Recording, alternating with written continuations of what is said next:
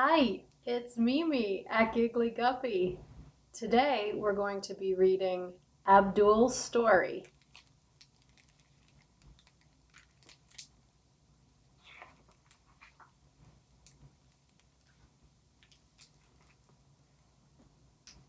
There's Abdul getting off the bus in the morning to go to school.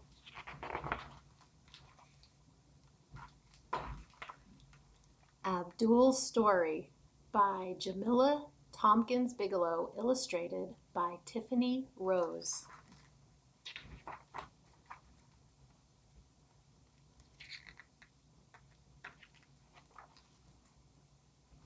Abdul loved to tell stories.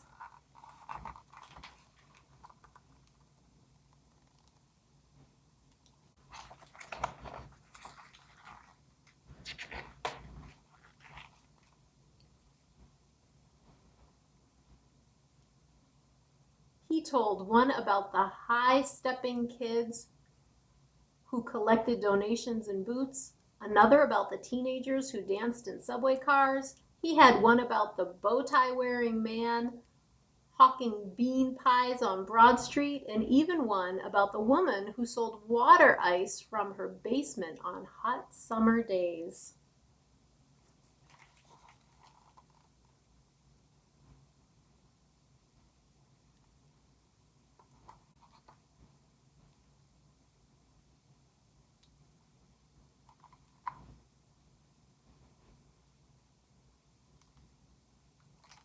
Beautiful, colorful pictures.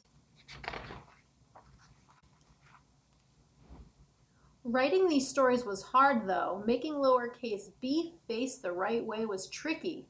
P and S, too. Silent letters were downright sneaky. How could Abdul know where there was an E if it never made a sound? Abdul loved straight lines like the ones his barber shaved, but Abdul's scribbly, scratchy, scrawly letters never stayed on any line.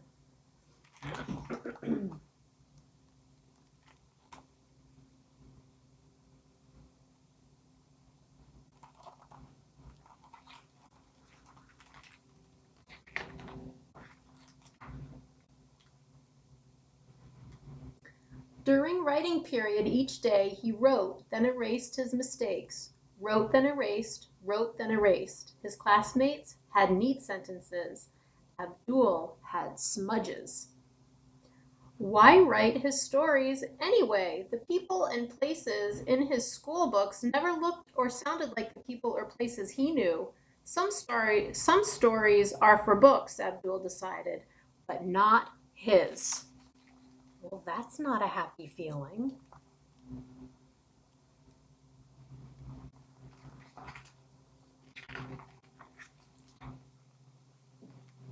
One day Abdul's class had a visitor. Mr. Mohammed had lines straighter than straight around his beard and hairline. His sneakers, like Abdul's, had not a single crease or scuff. Mr. Mohammed was a writer.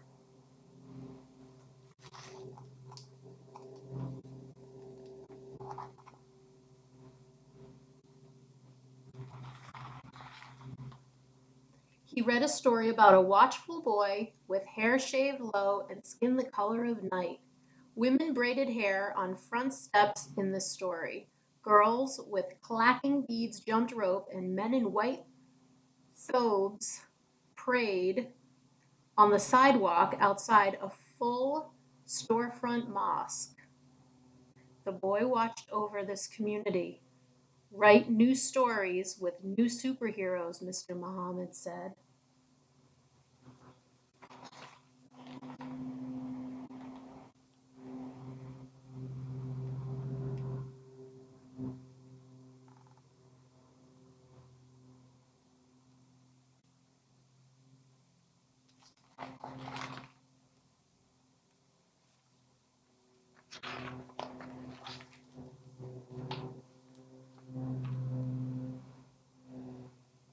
Abdul pressed his paper down firmly.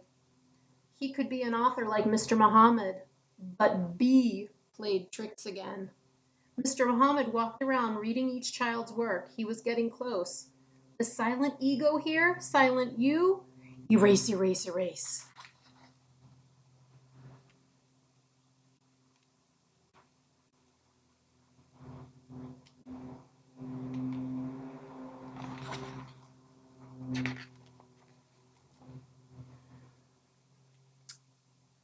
Abdul tried writing neatly.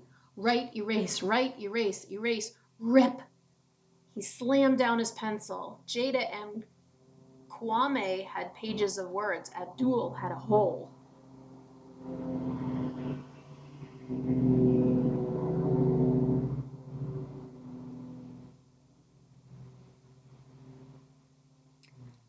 I think you could probably hear that noise just go by. I think it's over now. Hope that wasn't too disruptive. Abdul slid down, down, down under the table. He imagined an eraser big enough to erase himself.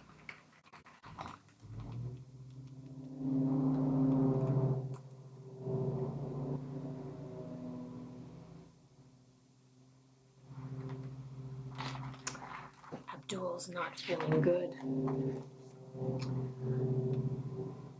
Nice sneakers. Can I see your story? Mr. Muhammad asked. I don't got a story, Abdul whispered. Everyone has stories, but I can't write like them, Abdul pointed. Me neither, Mr. Muhammad said. Come with me. I want to show you my notebook.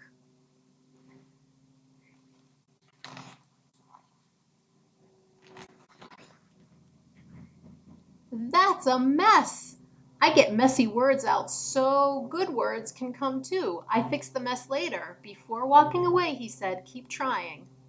That gave Abdul an idea. Jamilah, he said. There's Mr. Muhammad's notebook. Yeah. Writing is not neat. It's a process. So it can be messy and then you can continue writing. Uh-oh. Snap.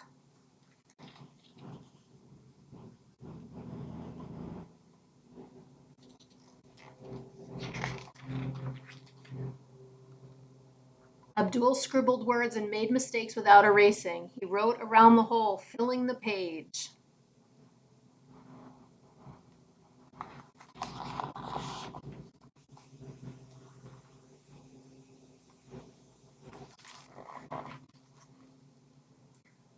I wrote a mess like yours, Abdul told Mr. Muhammad. Mr. Muhammad smiled. Find a great story in there. Abdul squinted. He saw words, misspelled, but wondrous and sloppy looking sentences he loved.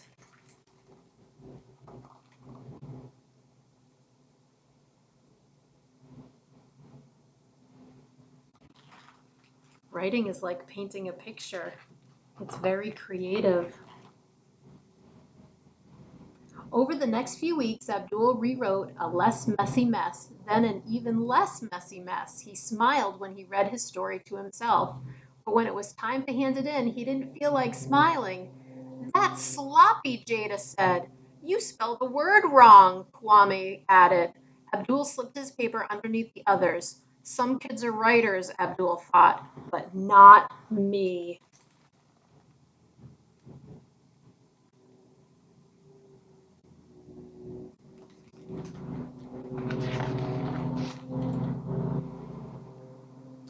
Days later, Mr. Muhammad returned.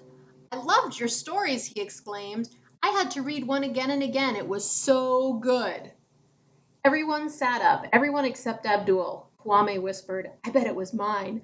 I spelled every word right. Jada whispered back, he probably liked mine. I have the best handwriting in the class.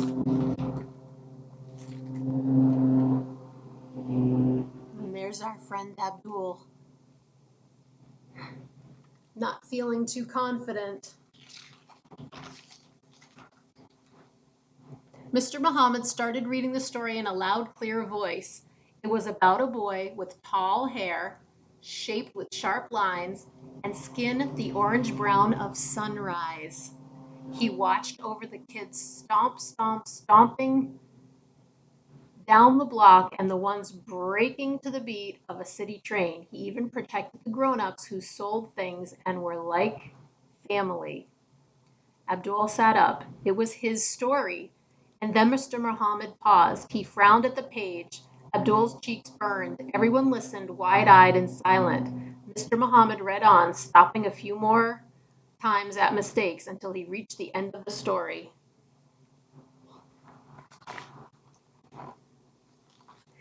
That was by Abdul, Mr. Muhammad said.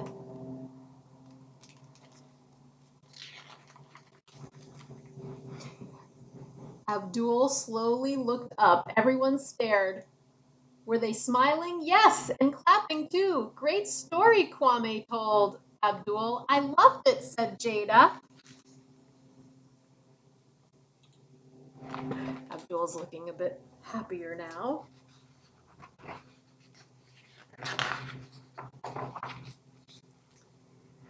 When they returned to their writing, Abdul whispered to Mr. Muhammad, What about my mistakes? Writers make mistakes. We'll work on them.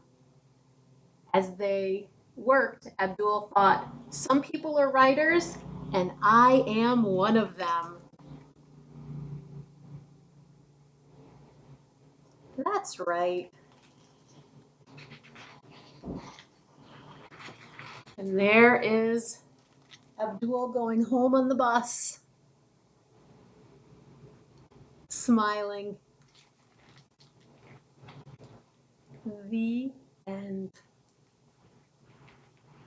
Thank you so much for joining me. I look forward to seeing you again when I read another book to make you smile.